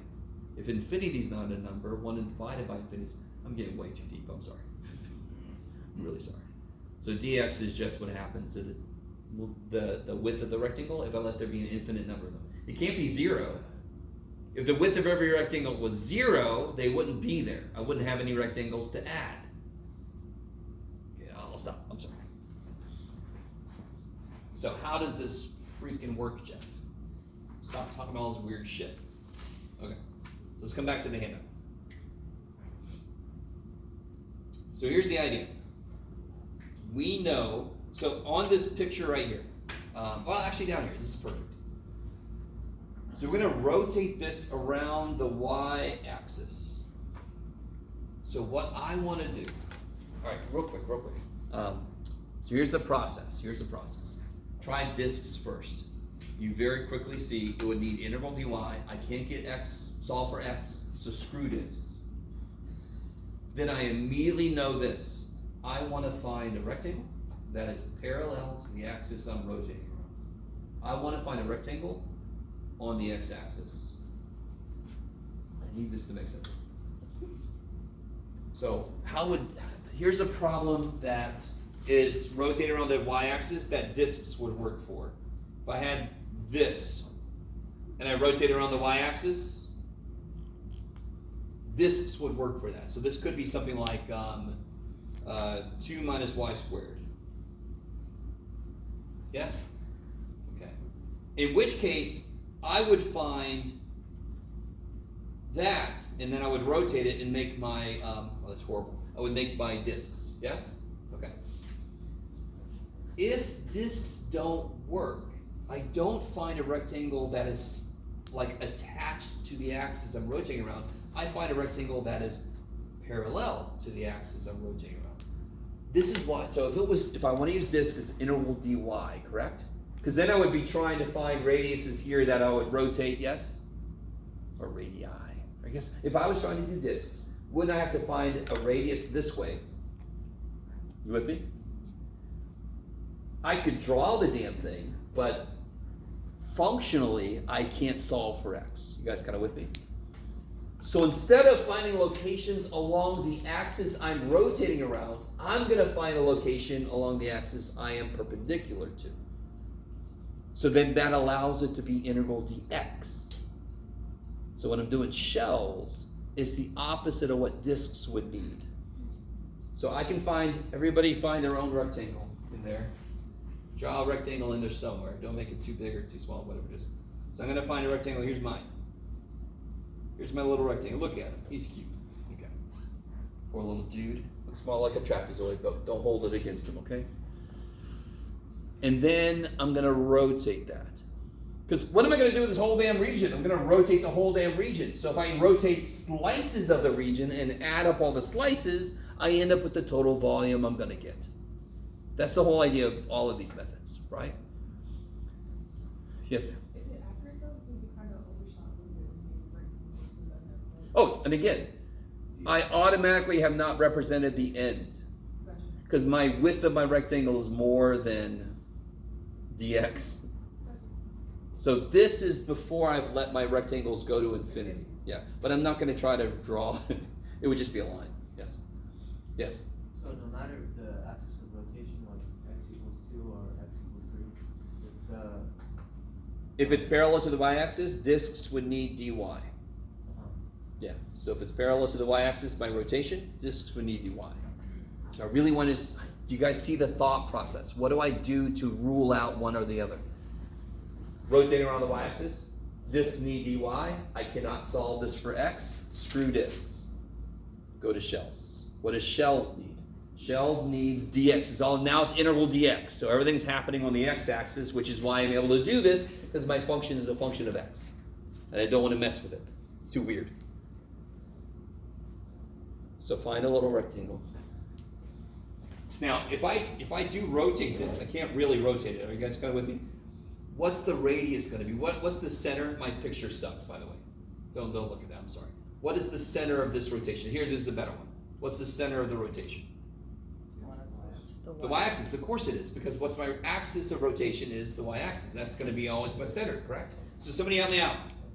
How do I find that radius? How do I find that rectangle? How far do I have to go to find that rectangle? From the center. Somebody said it. I heard it. x minus X minus 0. Yes? So, like, I need you to understand. Where is that rectangle? Did it have to be right where I put it? It could be anywhere in here. And, of course, what governs all these values? X. So where could it be? X. Love you guys. Okay, maybe. So, looking back up here, look at this. Oh God, I gave it away. Well, it's okay. Now we know R is X, correct? Mm-hmm. How do I figure out the height? Well, just look at the rectangle. How tall is it? Yeah. You guys with me? It's this whole gross thing, yes? Oops, sorry, went too far. Let me stop for a minute. Yes, sir? you still want us to find the inner and outer? Here's the beautiful thing. I love this. Where's my very first rectangle that I'm going to use? 2, right? So here's the beautiful thing about shells. You never have to subtract shit. You never have to worry about cutting stuff out because I just don't include it in the first place. If my first rectangle is here and I rotate it, doesn't it already have a hollow part? If I rotate this very first rectangle, because it's got to live within 2 to 4, yes? Mm-hmm. So if I rotate that, it's already got the hollow part. I don't have to cut it out. So for shells, I don't have to worry about inner outer radius at all. For discs, when I do the outer radius, that's everything. And then I'm like, oh shit, there's a hollow in the middle. I got to subtract that out. Oh shit. This one, we just don't include the hollow part in the first place. It doesn't get added in, so I don't have to subtract it out. We're dealing with a 2D circle instead of a 3D volume. A single power, not a square area. Because on the discs, we're dealing with calculating the whole area. Here, we're not calculating the area. We're calculating. No, we are calculating area. Well, that was the whole but point of this. initially, it's each individual circumference. So our Times the height, which makes it an area, Yeah. and then times the thickness, which makes it a volume. Yeah. Also, it's because the thickness is not part of the radius. All right, so let me see, real quick. Let me see if I can get this. Real quick, guys. So this very first problem, remember this very first problem? Mm-hmm. Stay with me for a second. Try recreate this really fast. Boom. So when I rotated this, it hugged this, right? Okay. If I make the radius offset like we did over here, if I do, remember what the outer radius was on this? It was x squared plus 2, yes? Okay, now, let me do this. I'm gonna pretend like this is filled in. This whole thing is filled in, yes? I'm gonna rotate it. Well, how would I do that? Wouldn't it be r squared? Isn't that, where do we go? X squared plus 2 squared. Okay. When I do this, that is the whole freaking thing. That the radius is from the center out. It doesn't leave anything out. So if I do have a hollow part, I gotta subtract that because I added it from the beginning. If I do r0, if I do r outer squared, I am including all this part in it. I have to, because that's the only way I can pick up this piece. Is that if I make a circle going from here out to there, but so then I have to do minus this piece. With cylindrical shells, I just don't count the hollow part in the first damn place. That's why I love that shit. So if you look back here, with shells, my very first rectangle is right there, and when I rotate it, the hollow is there. I'm not including anything. I don't have to subtract it because I didn't add it in the first place. I really want this to make nothing but sense. You're along the circumference. I went around it, yeah. So if I take this volume of this shell and add it to the volume of the next shell and add it to the volume of the next shell, I'm going to get exactly the volume of the result. Oh, I'm sorry, thank you. So if I take this volume, add it to the next volume, add it to the next volume, I never added the hollow in the middle, did I? Discs go from the center out. So if I need a hollow middle, I have to subtract it. Cylinders go around the center. So if I have a hollow middle, I just don't include it in the first place. So in one sense, cylinders is better. I'm never gonna have to worry about our outer, our inner. It's always gonna be just this. So do I have everything I need yet? We know R is X. We know H is f of X. What do I still need to figure out? Oh, your Dx your is fine, interval? and Dx is Dx. Your interval? My limits. Limits of integration, right? Mm-hmm. So what is, go ahead, Brent. Yeah, so, I just wanted, is it what you wrote for B right there, is it that the derivative? For what now, sorry? For, Integral from A to B, 2 pi r h dx. Is Sure. that the derivative of the area coordinate form? oh, I pointed this out before, yeah. The area, the derivative of area is the circumference, yes? Yeah. Pretty sure I pointed that out before. Oh, yeah. Okay, so yeah, basically, no, screw it. If I have a circle and I add a piece of tape around the outside, I've increased the area by the length of that tape. So the change in area would be the length of tape that I added to the outside. Total side note. Go away. Okay. Yes. So A and B are the terms of the opposite axis, right? So like ours would be A equals 2 A. What is our integral d what? X. Yeah. So what must these be about? Dx. What x is doing? How do I find my rectangles? Did it have to be here? It could have been here. So how do I find my rectangles? Along the x-axis. So what is x doing? Going from 2 to 4. 2 to 4. So say, from the beginning, I'm not including this hollow part. It's just not getting included, so I don't have to subtract it out later. Discs, they have to go all the way to make a full circle, and so if I have a hollow part, I'm like, shit, I gotta subtract the hollow part. Damn. I'm sorry, I kinda like cylinders better, but it doesn't matter. They don't work all the time, so they suck sometimes. So I'm gonna factor out the constants. And then I have x, and what's f of x? All this shit here, right? Mm-hmm. Alright, so let's not do this, okay? But real quick, does everybody understand what I'm saying? Do you really want to do this? Could you do this if I made you do it? Yeah. Of Yeah. course you could. What is the integral of 0.52 x cubed? Don't think about it. What is the integral of 0.52 x cubed? 0.52 A number. Something 0.52 x to the x fourth. to the, over 4x to the 4th. yeah, 0.52 x to the fourth divided by 4. Right? You can always throw in the calculator where the shit that is. Who cares? You guys with me? You guys with me? I'm not gonna do this. Why do we have an X factor now? We don't have an x factor now. We don't. What's that? Radius is x. It's there. F of x is the height. It's gotta be there. Yeah? Okay, good. So I didn't factor an x out. It's in there. Okay, I like it. Yes, sir. What are, so does g of x not affect this process? What's g of x? Like, you know how we established that x equals 2 is like the line? X equals 2 is the line. What do you mean? Sorry. The secondary function, right? Is that, You mean this here? yeah, Well, that's why I started at 2. That's what tells me that this is the region from 2 to 4. like what if we added another curve? And like we tried to find. Oh. between- Sort of like we had with, yeah. I mean, that's the next level. Okay. So let me see if I have a problem with that. Blah, blah, blah, blah, blah, blah. Oh, damn it. Hold on. Did I bring my glasses? Probably not, knowing me. No, okay. So look up there, Jeff. Okay. Let me see if I can find one that's gonna be, no.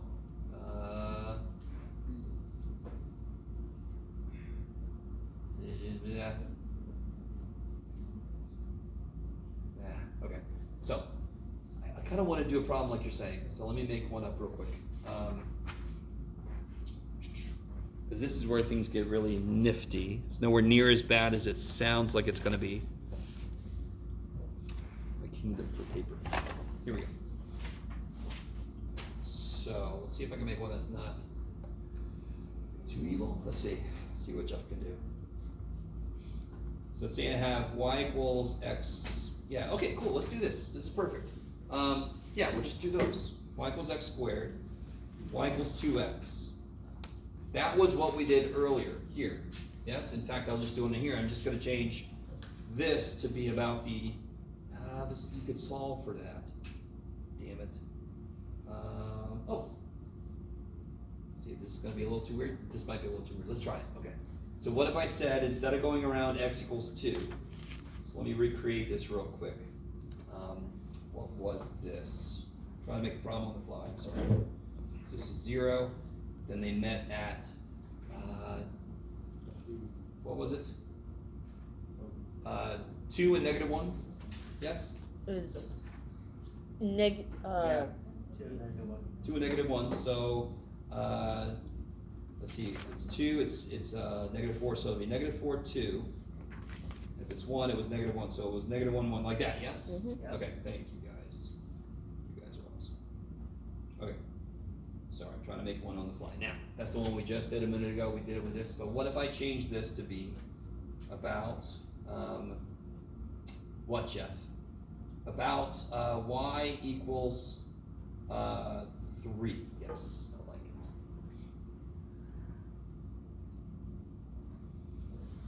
Okay, it's perfect. Okay. I really want you to see the full power of the cylinder stuff. You're like, it's okay, Jeff, you don't have to show us, I'm going to. If I wanted to use disks, what would the integral have to be? Dx.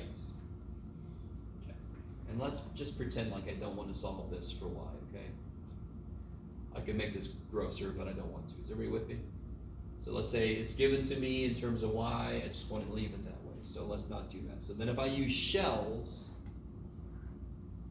so let's see, I'm going around y equals 3. Here's y equals 3. I'm going to rotate around that. Okay. So I left this behind. When I want to do shells, how do I draw the rectangle? So now I'm gonna. So now that I'm not going to do this, I'm going to use shells. What's it going to be? Integral d what? dy. Okay. So I'm going to find a rectangle on the y-axis. So it's going to be my rectangles will always kind of be parallel to the axis of rotation, because then I can make a cylinder when I rotate it. I really want this to make sense. If I leave discs behind, the rectangle I draw is going to be parallel to the axis. So here's what your question really is, Lily. When we did this problem, I am the king of leaving space and the king of losing what we just did. Damn it. When we did it, we drew the rectangle in, and it was from the x-axis up, yes? Of course it was, because the bottom function was like 0. And what your question was what if I make that different? Which is what's happening here now, right? The floor isn't one of the axes. So, if I draw a rectangle, isn't this, that's parallel to the axis of rotation, yes? So now if I took that rectangle and I rotated it, it would make a cylinder, yes? So everything's been turned over, because now my axis of rotation is this way, not this way. So watch this. This is so freaking cool. Let me see if you guys agree with me. So if I'm doing shells, I need 2 pi r h, yes? In this case, dy. How do I find the radius always? Go from the center. From the center out, yes? So where is this rectangle at the moment? Where is it? How do I locate? Couldn't it have been down here? Couldn't it have been up here? So where is that rectangle in general? At some what value? X. How do you is it on the x-axis? Do I locate it like this one is? It's on the y-axis. So where's this rectangle? It's here. Where's this rectangle? It's here. Where's this rectangle? It's here. Don't I locate them on the y-axis? Which is the whole reason we're doing shells, because then everything's in terms of y, yes? So, a random rectangle is at y. Y could be -1, it could be 0, it could be 1, it could be 2, you with me? It could be anything in between. So what's the radius then? How long is this? Good. So the radius is 3 minus y. Orientation changed, a little bit of our thought process changed, but to find the radius is the same stupid thing. It's bigger minus smaller. So 3 minus y, that's my radius. So let's check it. What's the y value here? -1. 3 minus -1 is 4. Is this rectangle here, is it 4 away from the radius? I'm sorry, from the axis. 1, 2, 3, 4, yes. Okay, so you can always check your work to make sure, pick a place. Is it as far away as what your equation says? Yeah, 3 minus y. If you pick 2, how far away is it? 3 minus 2 is 1, and it's 1 away. Cool. So in general, it's 3 minus y. Whatever y value I pick to find a random rectangle, it's 3 minus y away from the center. Because I'm going to rotate this bad boy. Holy shit, I'm going to rotate it around there, yes? Oh my god, I suck at this. Okay. Cannot draw worth anything. No brownie points. It's okay. Alright, so I got R. Now here's the cool part. See if you guys even agree with me at all. H is never a problem. How long is that rectangle? F of x. Nope. I don't even know what that means. What's one side of it? One side of it is on this here, right? What's this? -y squared. Yeah. -y squared, correct? Minus, what's this? So I need you to, I desperately need you to see this. How long is this rectangle? This minus this. That's how long the damn thing is, isn't it? Yes. So cylinders are, alright, cylinders, the only reason cylinders suck is we always do it second. So you get used to discs, and then you get cylinders, and your brain says, screw this shit. Just get used to discs. But cylinders are nowhere near, they're just, once I draw the rectangle in, I've already told myself what the height is. It's whatever the shit this is, minus whatever the shit that is. Big minus small. They're both negative, but which one's bigger? Which side is bigger? This side's bigger. So big minus small. So what was it again? It was, so the height, it's just laying down, poor dude, but the height would be -y squared minus, not equals, Jeff. negative y squared minus negative y minus 2. So the negative y squared plus y plus 2. That is the height. So I would plug this in for r, and I would plug this in for h. Now, to be real honest, do you guys see how it's just some distribution? Polynomial, integral's easy. What are the limits, by the way? What tells me to figure out the limits? What variable, what axis am I looking at to figure out the limits? Y. Y-axis goes from Negative negative 1 1 to 2. to 2. That's why this step, integral d what, is so huge because it controls almost everything after that. What does everything have to be in terms of y? What are my limits talking about y? Okay. So,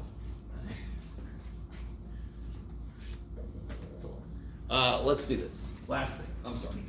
On the other side of that handout I just gave out, that I have no idea what I've done with them. There they are. I of course have several problems. So I just want to do this. I'm gonna let you guys out in like a couple minutes. Can somebody just tell me which method would work here? Yeah, because what would discs need? Integral d what?